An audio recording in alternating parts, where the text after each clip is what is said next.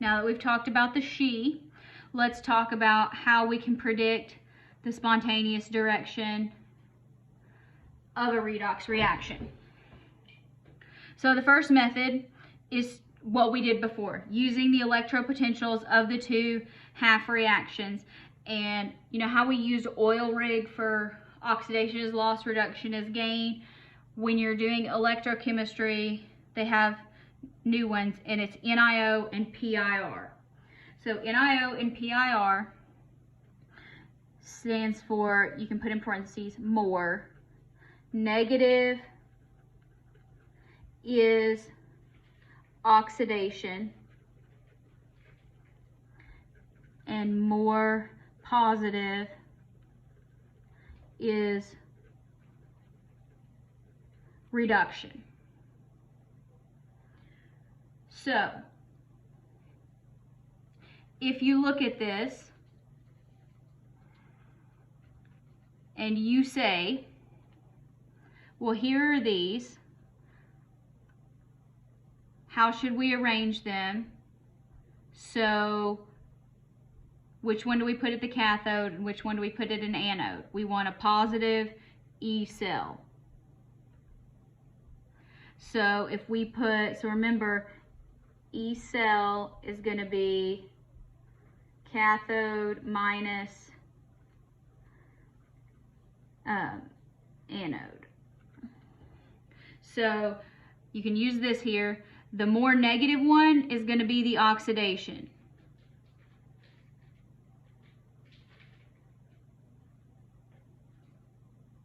So the more negative one is going to be this one. So this is going to be your oxidation. Your more positive one is going to be your reduction. So see, even though these are both negative, this one is less negative or it is more positive. This one is more negative, less positive. So it's relative to each other.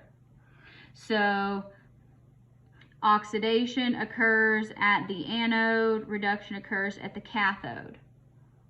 So when we construct this cell, we would say the cathode, which would be where reduction is, negative 0.23 volts minus negative 1.18 volts plus positive.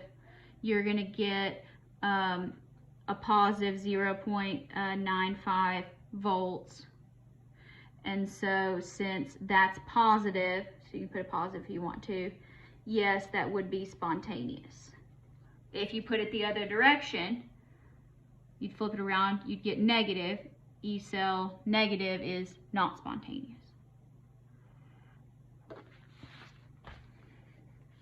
So now that we have done that, let's actually draw it. So here we have negative, this is the positive end, this is the anode, this is the cathode. So on the anode, we want to put our oxidation, and so that was manganese, and this was its aqueous solution. On our cathode, where reduction occurs, that's going to be our nickel and our nickel aqueous solution. All right. Now, we know electrons go this direction. And if this is our voltmeter, so our voltmeter for the cell should read, when we connect these, positive 0.95 volts.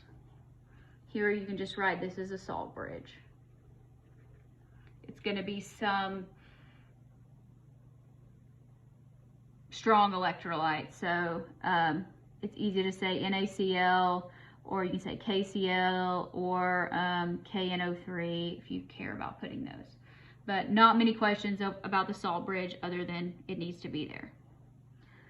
So an anode, that's where oxidation, cathode, that's where reduction occurs. This is how you construct the cell. That tends to be my preferred method. There is another method that some of you might like better, And it's to actually, I get confused with positive and negatives, that's why I don't like this very well. But some of you might like it. And I'm not going to tell you which method to use because I won't know the difference and how your brain is working on a test or a quiz. So what you can do is you solve this problem and you construct your cell based solely on looking at the table. Again, I'm not good at this, but I will tell you how to do it. So any reduction half reaction is going to be spontaneous when you put it with, make sure I tell you the right way. I gotta turn my page, my other sheet. When you put it with the reverse of any half reaction that appears below it. I'm going to say, excuse me. So if we have these two reactions here, so we have iron, so we need things that are, reduction, so we need things that are gaining electrons. So let's look for iron plus 2 to 0. So iron, here's iron plus 3. Iron plus 3. Iron plus 2. So there's iron plus 2. So there it is. And now we need to compare our second one, which is magnesium. So here, iron, let's find magnesium. There's magnesium. So magnesium is below iron.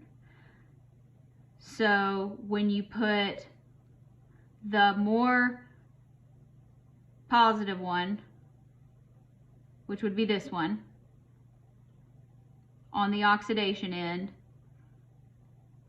and the more negative one, which would be this one, on the reduction end, it should be spontaneous. So that's going to tell us that we need, but this reaction here, so that was how to construct it. The way that they have constructed this reaction says iron is being, it is, and this is going from 2 to 0, 0 to 2 plus 2 to 0. So magnesium here is being reduced. So the reduction of magnesium. So that would be magnesium would be at the cathode.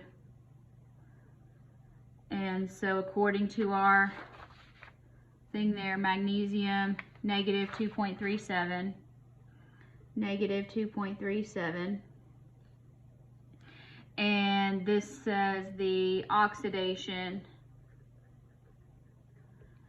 of iron.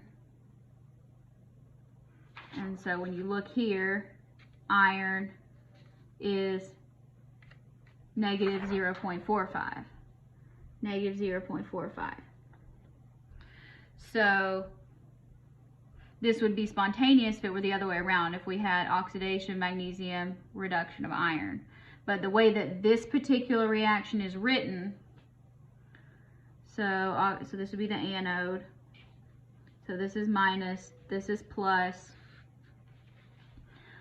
Oxidation, this would be iron, and this is Fe plus 2. Salt bridge. This is the anode. This is the cathode. This would be magnesium. This would be magnesium ion. So we're going from, so E0 of the cell is negative 2.37 because it's cathode minus the anode, and that's going to be in volts. So it's still going to be negative.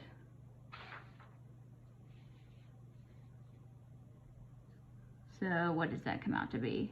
I don't have my calculator on it. 2.37 minus 0.45, 291. All right, so that's negative 1.92. So that would be not spontaneous. So if you're looking on the table and trying to do this, so this would say negative 1.92, not spontaneous. Which is the answer there. Is it spontaneous? No. All that work for a yes or no question.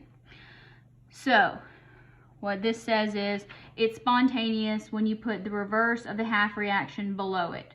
So here, the reduction that happened in this equation was magnesium.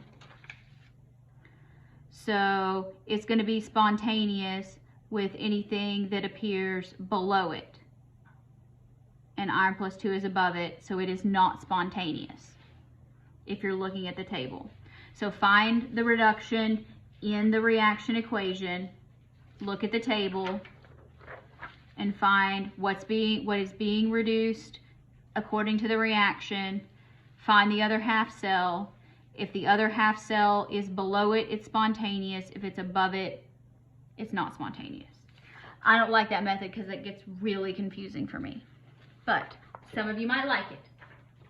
Let's do another one. Is this reaction spontaneous? So here we have iron going from 0 to plus 2. So that's going to be oxidation. So negative, positive. Oxidation occurs at the anode. Iron plus 2. The cathode, this would be lead plus 2. Okay, so this is the reduction. So let's find lead on the table. Lead on the table. Lead 2 is here. It is going to be spontaneous with any half reaction that appears below it. And there's our iron plus 2. So this should, if you're just looking to say yes or no, this should be spontaneous. So let's look at it, because our lead, according to the table, negative 0.13. So negative 0.13, and our iron 2, negative 0.45. Negative 0.45. If you look at these, I do this using the NIOPIR method. The more negative one is this one. It is oxidation. It is at the anode, so yes, it will be spontaneous. But if you want to do E of the cell, negative 0.13 because it's the cathode, minus negative 0.45 because it's the anode, plus positive, let's subtract these, 0.45 minus 0.1323. Positive 0.32 volts. So this should say positive 0.32 volts. That is spontaneous. So is it spontaneous? Yes. You have to be able to identify oxidation and reduction, decide if the proper thing is at the anode or the cathode, use the table. If you're using the table and you want to use just the table method, find the reduction part. So what's being reduced, that would be the lead going from 2 to 0. Find it on the table. Is it paired with the opposite of a reaction that's below it? Yes, because we're going from solid iron to iron 2. So in this equation, it's paired with the opposite of this. So if it's paired, with the oxidation of iron. So reduction of lead, oxidation of iron, boom, yes, it's spontaneous. Now, let's talk about dissolving metals in an acid.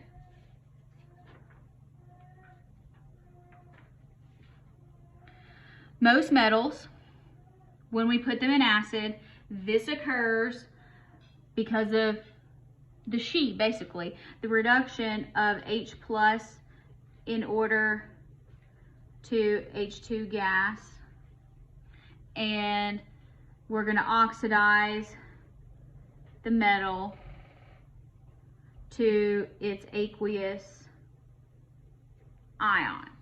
So the metal dissolves, and ions of metals would be aqueous, so that's why it's dissolved. So it goes from solid metal to its aqueous ion, and it bubbles, which is the acid, the H plus in the solution, going to H2 gas. So that's actually what's happening.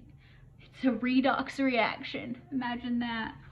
Now, metals, you can determine, is a metal actually going to dissolve in acid? Metals whose reduction half reaction, which is what the table is, reduction half reactions, are listed below the She,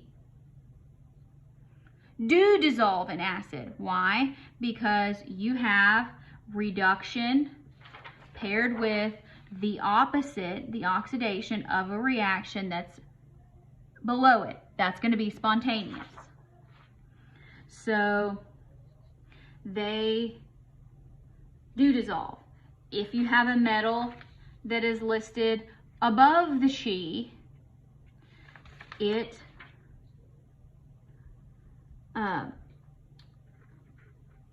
does not dissolve in acid. Now, generally, when we're talking about acid, we are referring to the H plus for hydrochloric acid. That's the inference or the implication. So dissolved in acid, we mean the acid HCl. Now there is an exception here.